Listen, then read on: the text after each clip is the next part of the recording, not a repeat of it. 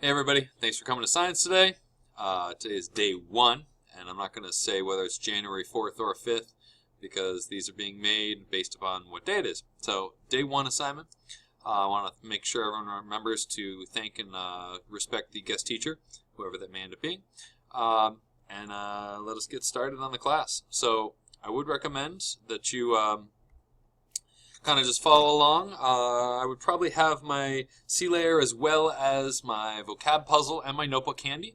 I'm going to be referencing some of those items there. But let's get started here. It's day 1. And again, thank the guest teacher for coming in today.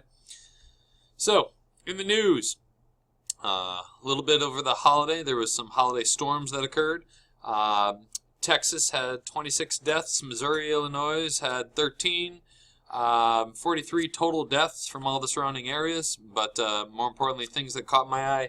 Deaths are terrible, but 44 tornadoes in 6 days. Holy smokes. And obviously some serious flooding occurred as well. One area, Eureka, Missouri, received something on the order of 32 feet of flooding. So it's rather interesting to note these events occurring during times of years when they don't normally occur.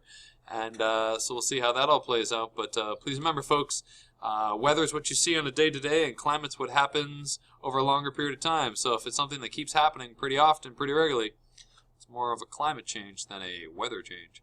Anyhow, your vocabulary quiz and C layer when they're due. C layer is going to be due January 11th. That's next Monday. There will be answer keys made available to those that are completed. And obviously, you're going to need to come see the guest teacher to get those, but in addition, you also should point out your vocabulary quiz has been moved also to January 11th and 12th, so that means not this Friday, but instead Monday and Tuesday of next week. So keep that in mind. For those of you who have not used your vocabulary puzzles in a long time, you need to start using them at home, at homework. All right, so our bell work for the day, base camp versus summit, have a little quick chat on Mount Everest and so forth. And then a little journal entry there. And then we're going to get right into our lesson of the day, which is going to be, yes, your vocabulary puzzle. We'll visit with that. And we're going to try and finish the stratification of the atmosphere with the 2 layers of troposphere and stratosphere. And that'll lend us to talking about the composition of the atmosphere and the ozone layer as well. We probably will not get to any of the interview questions today, but that's definitely something for day 2. So, and this BA layer business, ignore that. So, here we go. Everest Base Camp. So this is a slide that I grabbed from last year. I liked it a lot. The Everest was in the news, and one of the conversations I thought with myself was a great way to go and start thinking about the temperature scale and how the atmosphere changes as you go up in elevation. Now, most people know that when you're on a mountain, it's generally cooler than if you're down in the valley. The question being, is there a rate or a change that occurs that can be considered pretty consistent? And the answer is yes, there is. We're going to use this fact down here at the bottom, which is 5 degrees every 1,000 feet. And I'm going to ask you to go ahead and look up here and notice that Everest Base Camp is at 17,598, and the average temperature is 20 degrees Fahrenheit. So 20 degrees Fahrenheit with a summit of Mount Everest being 29 feet. So, using the backside of either a worksheet or a note in your notebook, I'd like you to go and work with either yourself or any of your neighbors at the table to try and figure out what's going to be the average temperature on Mount Everest's summit, knowing full well what the average temperature is down at the base camp, that being 20 degrees. Please remember, it's 5 degrees every 1,000 feet, and so I hope you need to just do a little bit of math and maybe figure this out. If the guest teacher could pause the video now, that'd be great, and I'll come back with the answers. Unpause, Mr. Mullette. Okay, so I'm hoping that everyone went ahead and tried to figure this out a little bit here, and notice that you need to start off with doing a little bit of subtraction. Roughly between 17,598 and 29 is about, I'd say it's 11.4, we'll round that to 11.5 thousand feet. That's a K for 1,000. So, now I've got my thousands of feet, and I remember my ratio of 5 degrees every 1,000.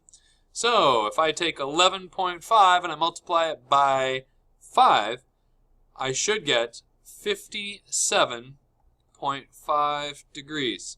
So, what's the temperature at the base camp? 20. Good job. 20 degrees. And now I'm going to minus 57, and I hate minuses, so I plus a negative 57.5. And that ends up giving me roughly negative 37.5 degrees Fahrenheit for the average temperature on the summit of Mount Everest.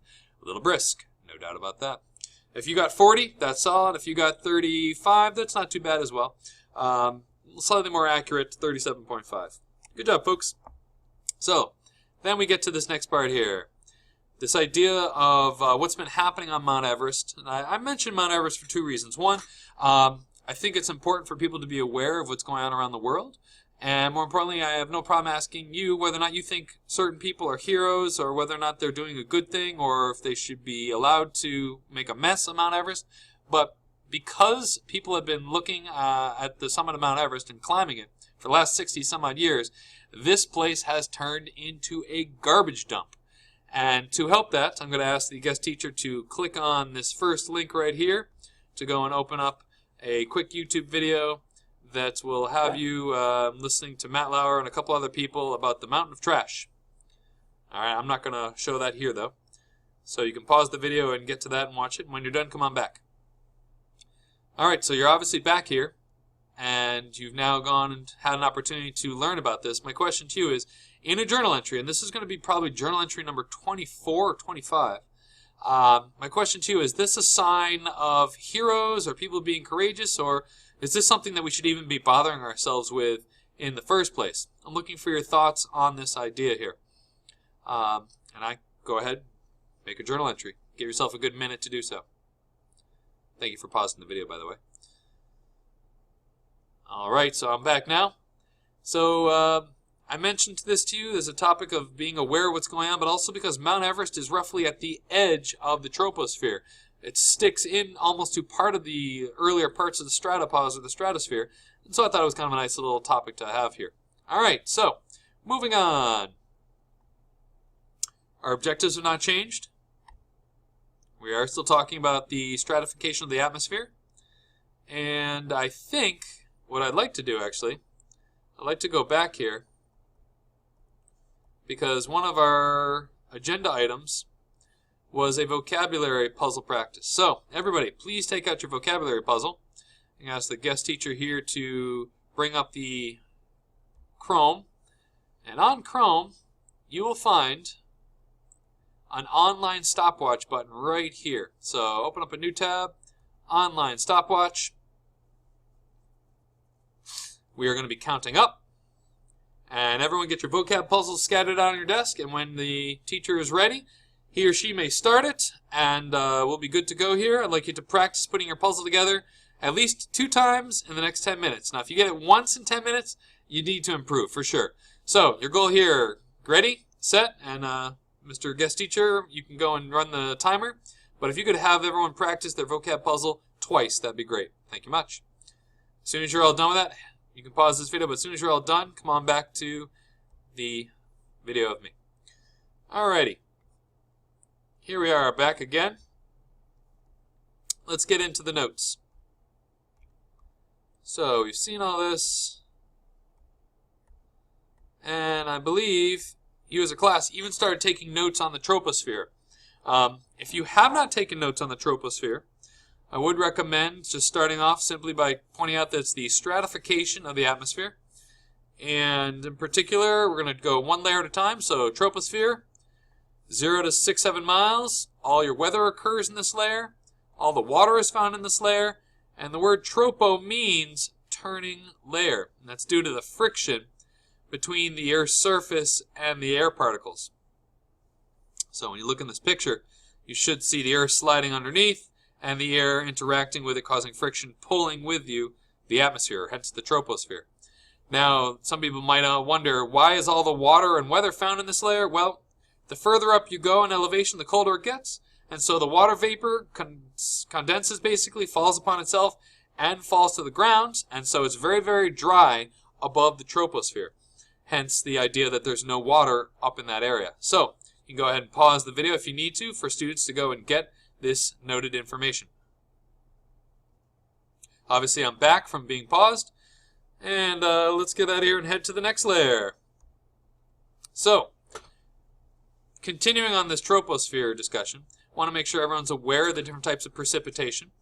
We have, by definition, precipitation is any type of moisture that is falling to the ground. And so I would get this into my notes, the term, and moisture falling to the ground, and in key, not fog. And so that's what precipitation is. And I'm going over this because I want to make sure everyone's aware of the types of precipitation, because one of these questions does show up on your quiz there. And I want to make sure everyone has gone over with me in class the different types of precipitation. So we have rain, freezing rain, sometimes called hail, sleet, and you have snow. It all depends on whereabouts this frozen water vapor interacts with what type of atmosphere, whether it be warm air or cold air. You end up getting the corresponding types of precipitation. So, just want to make sure we've gone over this. If you need to pause the screen, by all means, go for it. Here we go. Another item to discuss with you, because it has to do with the troposphere, is weather versus climate. And it should be noted that this may be very well the basis for what we find in the United States as being the undeniable factor for dealing with climate change skeptics. The United States is one of the few countries that actually stretches from the near polar regions all the way down to the near equatorial regions. And so we get quite a bit of an experience here in the United States from weather. We can have 115 degree dry days down in Arizona, and we can have negative 40 degrees days up in Minnesota. And this is one of those kind of things where, unfortunately, people don't necessarily have a good understanding of what is the difference between the two. And so I make the strong case and recommendation for your notes that you should understand the difference between weather and climate. And weather being the meteorology or weather that you experience on a particular day and time. It's what's happening now. Climate, however, is the meteorology over a long period of time, longer than a human lifespan, longer than, the region and how long the Celtics have been winning or the Patriots have been winning. We're talking a long period of time, folks. 10s, 20s, 30s, 40s, 50s years. So anyhow, sorry about that, folks. Phone calls will happen. Yes, they do. So anyhow, we were talking about the difference between weather and climate. Make sure you understand the short period versus the long period of time to which the recorded observation is being made. All right, excellent. Again, at any point in time, if you need to pause the screen, by all means, please do so. So here we are, stratification of the atmosphere. This will be the second to last slide you see. I'm going to recommend that you definitely go ahead and get down this into your notes. It's a stratosphere, 7 to 30 miles, stratified. So it's stratified. It's got layers where the temperature, where it's warmer on top, cooler at the bottom. It has the ozone layer in it. And if you want to, there's some birds and some bacteria on dust that's found in this layer. And it's pretty interesting to see just how far up these creatures can get. At any rate, I would definitely pause the video here so students can get this information down. Excellent. So, everyone's got their notes. I would now ask that the guest teacher go ahead and watch this YouTube video here, not the bottom one, the top one here. It'll walk you through a recent event back in 2012 where a new experience, a new record was set, called the GoPro Red Bull Stratos, the full story. A nice 8-minute clip showing you what happens. All right. Here we are back on this slide. And now we can start talking about ozone. So, again, one more batch of notes for the class. The ozone layer, how is it formed? It's formed in the presence of O2. And ladies and gentlemen, this is what ends up happening right here. In the presence of lightning, ozone is formed. You get a combination of the O2 breaking down. You get the O2 mixing with broken O's and with a lightning storm, and then you get O3. O3 is ozone. So ground level ozone is pretty harmful to you and I. Cathode ray tube TVs were proprietary for causing that. And atmospheric level ozone is good. It's absorbing the UV waves. And I also want to make sure we have a sense of this. CFCs are bad. Please make sure you watch the video at the bottom here. You can pause the video here, but watch this YouTube.